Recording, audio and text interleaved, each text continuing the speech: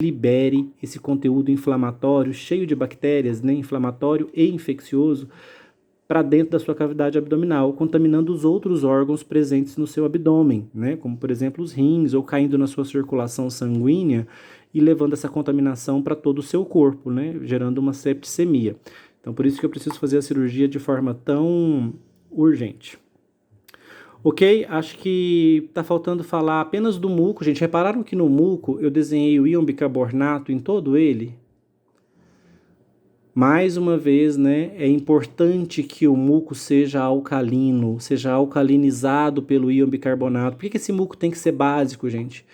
Porque mesmo as bactérias boas, o metabolismo delas gera compostos ácidos. E esses compostos ácidos poderiam irritar a mucosa intestinal. Por isso que eu tenho um muco básico. Qual que é a importância do muco ser básico aqui? Neutralizar a acidez dos metabólitos produzidos pela microbiota. Olha que interessante. Lá no intestino, essa basicidade do muco era para neutralizar o ácido produzido pelo estômago. Aqui é para neutralizar o ácido produzido pelas próprias bactérias, porque o metabolismo microbiano, o metabolismo bacteriano e fúngico, gera muitos compostos ácidos que poderiam irritar a mucosa. Então, o muco aqui também é básico para ajudar a neutralizar essa acidez, além de ser importante na formação das fezes, né? Por ajudar a unir, ajudar na adesão das pequenas massas fecais formando as fezes propriamente dita. Ok, olha como é interessante, né, essa relação da microbiota com o nosso corpo. Lembrando, gente, que essas milhares de bactérias, elas cresceram junto com a gente aqui, elas foram formadas ao longo da nossa vida, desde o momento que a gente nasce. Então, elas têm uma interação muito interessante com o nosso sistema imunológico. E essa relação, ela é construída a par com o tempo e, por isso, hoje se sabe que essas bactérias podem ter uma profunda importância na nossa imunidade, na nossa capacidade imunológica. Isso é fruto de intensas pesquisas mundo afora. Importantes laboratórios, importantes pesquisadores no mundo hoje estão estudando qual é a relação da microbiota com o nosso corpo, para além do intestino. Qual é a importância da microbiota com a formação do sistema imunológico? E há estudos até que relacionam relação da microbiota com a formação do nosso sistema nervoso central, ou seja, uma relação entre microbiota e sistema nervoso, que seria até muito mais complexa do que essa interação mais óbvia, né, da microbiota com o sistema imune. Então, essa microbiota, gente, ela tem fortes reverberações no nosso desenvolvimento, não só do nosso sistema imunológico, mas talvez até mesmo do nosso sistema nervoso. E por isso é um tema bastante estudado aí por pesquisadores mundo afora, por importantes pesquisadores, inclusive. Para terminar, gente, então nós aprendemos que a massa alimentar que é despejada no intestino são sobras. Essas sobras são aproveitadas por bactérias que acabam produzindo vitaminas para nós. A gente absorve água e minerais, vai ressecando essa pasta, formando pequenas massas sólidas de fezes que vão sendo agregadas pelo muco e vêm em direção ao cólon descendente. O cólon descendente acaba que é formado por fezes já prontas, né? É ocupado por fezes já prontas. Essas fezes passam para o sigmoide, do sigmoide chegam ao reto. As fezes, gente, formadas aqui no reto,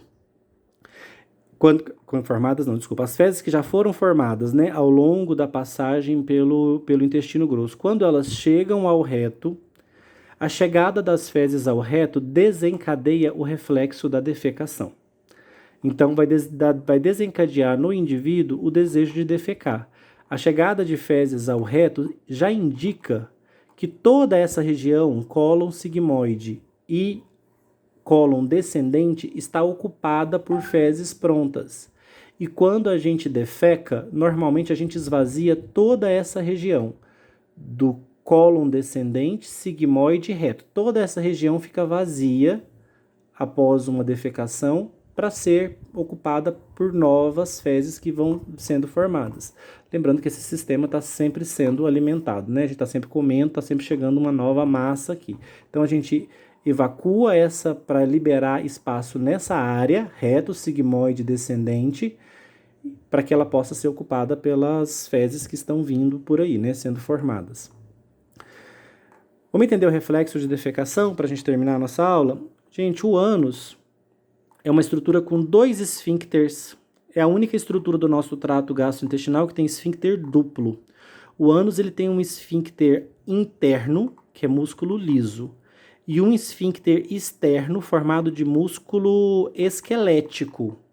Eita, isso aqui tem grandes implicações, porque musculatura lisa é involuntária. Está sob controle do sistema nervoso entérico. Então, chegou fezes no reto, o sistema nervoso entérico comanda que o músculo liso que forma o esfíncter anal interno relaxe. Lembra que o sistema nervoso entérico é um operário? Ele está controlando a peristalse. Ele só trabalha. Então, quando ele entende que chegou fezes no reto, ele já manda o esfíncter interno relaxar, para que essas fezes sejam eliminadas, desocupe esse espaço para chegar mais alimento. Só que então nos animais funciona assim, as fezes chegam no reto, o esfíncter anal interno relaxa,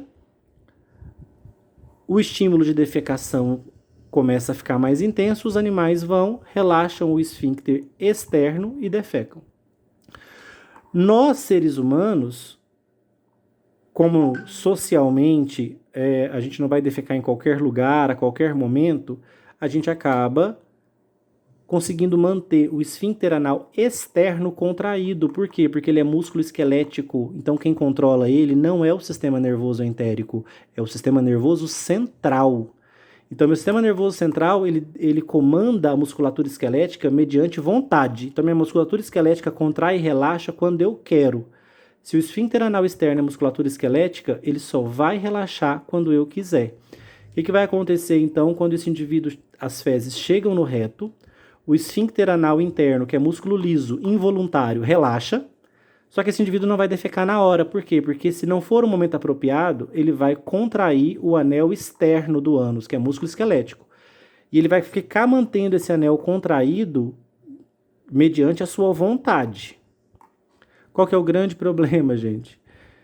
É que esse anel de músculo, esse anel externo de músculo esquelético, esse esfíncter anal externo, que é musculatura esquelética, como qualquer musculatura esquelética, ele fadiga se ficar contraído por tempo demais. É igual na academia, quando você faz um exercício, fica ali contraindo a sua musculatura esquelética mediante a sua vontade, chega uma hora que você não aguenta mais, o braço não sobe, o músculo não contrai, o peso você não consegue subir. Por quê? Porque a musculatura fadigou, aí ela relaxa, mesmo que você esteja tentando fazê-la contrair. O esfíncter anal externo também é músculo esquelético, então se ele for contraído por tempo demais, vai chegar uma hora que ele vai fadigar, ele não vai aguentar manter essa contração por tempo indeterminado. Quando ele fadigar, ele relaxa. Como o esfíncter anal interno já estava relaxado por conta da chegada das fezes no reto, aí quando esse aqui fadiga e relaxa, o externo, você não consegue mais conter a defecação. E aí o processo de defecação vai acontecer. Se você não estiver no ambiente apropriado, se não estiver num banheiro, você vai acabar defecando na própria roupa. Quem nunca, né? Então isso acontece por conta de que o anel externo, ele consegue sim, de fato, evitar com o reflexo de defecação, só que começa uma luta. O sistema nervoso entérico, lembra o peão, o operário, que controla a peristalse, controla as secreções, que é o segundo cérebro, a rede neural própria dos intestinos, o sistema nervoso entérico vai ficar mandando defeque, porque tem fezes no reto e ele quer eliminá-las. Então ele relaxa essa musculatura e fica estimulando a defecação. E ele vai entrar em conflito com o seu sistema nervoso central, que se não for no momento adequado, você vai ficar tentando segurar o reflexo de defecação, contraindo o seu esfíncter anal externo. Só que lembrando, musculatura esquelética não se contrai indefinidamente. Chega uma hora que ela fadiga e relaxa. Então, por isso, a defecação vai acontecer mais cedo ou mais tarde, quer você queira, quer não, por conta da fadiga do esfíncter anal externo. Vamos passar aqui para o próximo slide. O slide 75, ele mostra justamente que a defecação é estímulo mioentérico, ou seja, sistema nervoso entérico, somado a estímulo parasimpático, ou seja, sistema nervoso central via sistema nervoso autônomo. Então, a defecação vai ser uma competição. Se estiver no momento adequado, o sistema nervoso entérico relaxa o esfíncter anal interno e o sistema nervoso central, mediante a vontade, vai comandar o parasimpático para relaxar o anel externo. E com isso você acaba defecando. Aqui é mostrando para vocês a estrutura muscular interna do ânus e estrutura muscular esquelética externa. Então, o ânus tem uma dupla estrutura de esfíncteres. Uma controlada predominantemente pelo sistema nervoso entérico e a outra predominantemente pelo sistema nervoso central via sistema nervoso autônomo parasimpático. E por fim, e aqui o reto, né? Então, o reto, a hora que as fezes, ele é ocupado por fezes, o desejo de defecar, o reflexo de defecação começa a acontecer e vai ficando cada vez mais intenso. Como eu falei para vocês, o sistema nervoso entérico ele é um peão, ele não é adaptativo, ele só quer trabalhar. Chegou o fezes no reto, ele entende que ela tem que ser eliminada e ele começa a trabalhar para isso. Já o sistema nervoso central, ele é adaptativo, ele vai olhar para o ambiente e dizer, opa, não é o momento apropriado. E ele vai tentar segurar o quanto ele puder essa defecação. E ele conseguiria segurar indefinidamente se a musculatura externa do esfíncter de musculatura esquelética, se ele não fadigasse. Mas ele fadiga, então uma hora ele vai relaxar e aí as fezes vão sair pelo ânus. Então nós temos vários esfíncteres no corpo, né? Lembrando que o ânus é o único que tem duplo esfíncter e que tem um esfíncter voluntário de musculatura esquelética. Porque o gastroesofágico, o piloro e a válvula iliocecal, todos eles são esfíncteres de musculatura lisa, de controle involuntário. Vamos falar sobre as fezes. As fezes são formadas 75% por água. Então, como eu falei para vocês, a gente não absorve completamente a água no intestino grosso, senão as fezes seriam petrificadas. A gente absorve parcialmente, 75% das fezes ainda é água e 25% apenas das fezes é matéria sólida. O que é essa matéria sólida? Bactéria morta, bactéria e fungo morto representa a maior parte das fezes. Restos não digeridos, restos de células, fibras alimentares, especialmente vegetais, pigmentos da bile, gordura. Então, as fezes têm presença de gordura, pode ter presença de sangue se tiver algum dano ao seu tecido, à sua parede do intestino, do estômago, pode vir sangue também nas fezes. Sais, quais sais minerais ainda estão presentes nas fezes? Gente, especialmente cloreto de sódio, NaCl, né? Íons sódio e íons cloreto, mas podem existir outros. Estercobilina e urobilina, aqui especialmente a estercobilina, viu gente? Ele é um pigmento derivado da bilirrubina que deixa as fezes marrons. As nossas fezes seriam cor vermelho telha se não tivessem estercobilina. Então a bilirrubina que a bile lança no intestino, as bactérias convertem em estercobilina. Essa estercobilina é o pigmento marrom que deixa as fezes com a sua cor característica. Lembrando que fezes negras são indicativo da presença de sangue nas fezes. Sinal de que há algum ponto hemorrágico no trato gastrointestinal. Pode ser em qualquer ponto dele. E por fim, gente, as bactérias elas também produzem gases no intestino quando elas estão digerindo os nossos alimentos. Os restos de alimentos, né? Então esses gases também estão presentes no intestino grosso e saem junto com as fezes. Eles até ajudam a empurrar as fezes para frente. Tem gases que são inodoros, como o gás carbônico, o hidrogênio, o metano. Só que existem gases que são mal cheirosos, como por exemplo o indol, o escatol, as mercaptanas e os sulfetos de hidrogênio. Por isso, gente, o odor dos gases que cada indivíduo elimina vai depender da quantidade desses gases presentes. Então, se ele tiver muito indol, muito escatol, muitas mercaptanas, muito sulfeto de hidrogênio, os gases ficam com um odor pútrido. Se não tiver, se a presença for predominantemente desses gases inodoros, os gases eliminados não necessariamente terão um mau cheiro. A produção desses gases mal cheirosos, gente, depende muito do tipo de alimentação do indivíduo e do tipo de bactéria e fungo que ele tem no intestino grosso. Então, tem gente que tem bactérias e fungos que geram predominantemente esses gases mal cheirosos. Já outros se alimentam de alimentos que vão propiciar a formação desses gases. Por exemplo, para eu formar sulfetos de hidrogênio, e os sulfetos são muito mal cheirosos, eu preciso ter me alimentado de alimentos ricos em enxofre. Sem alimentos ricos em enxofre, vai ser difícil produzir sulfetos de hidrogênio. Então, o odor dos gases eliminados durante a defecação vai depender e muito do conteúdo alimentar daquele indivíduo, da dieta dele e também do tipo de microbiota que ele possui. Tá certo? Com essa aula de hoje, eu espero que vocês sejam capazes de responder as questões 28, 29, 30 e 31 do nosso estudo dirigido. Qual o papel do intestino grosso na digestão? Quais as funções da microbiota intestinal? Quais os esfínteres do trato gastrointestinal? Qual é a constituição das fezes? Tá certo? Por fim, só queria chamar a atenção para vocês para o nosso último slide, balanço de massa do trato gastrointestinal. O que eu quero que vocês olhem? Quanto líquido entra no nosso trato gastrointestinal por dia? Vocês vão olhar cada um desses itens aqui e vão ver que no final, a quantidade de líquido que circula no nosso trato gastrointestinal num dia redunda em cerca de 9 litros de líquido. Então, cerca de 9 litros de líquido. O que é esse líquido? O líquido que a gente ingere e o líquido presente nas nossas secreções.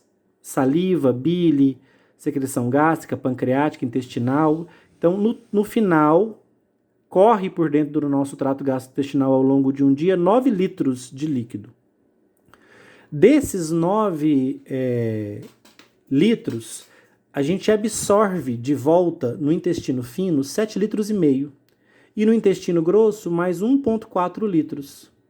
Ou seja, dos 9 litros que circulam dentro do nosso intestino por dia, dentro do nosso trato gastrointestinal por dia, 8 litros e 900 ml são reabsorvidos no intestino grosso e fino.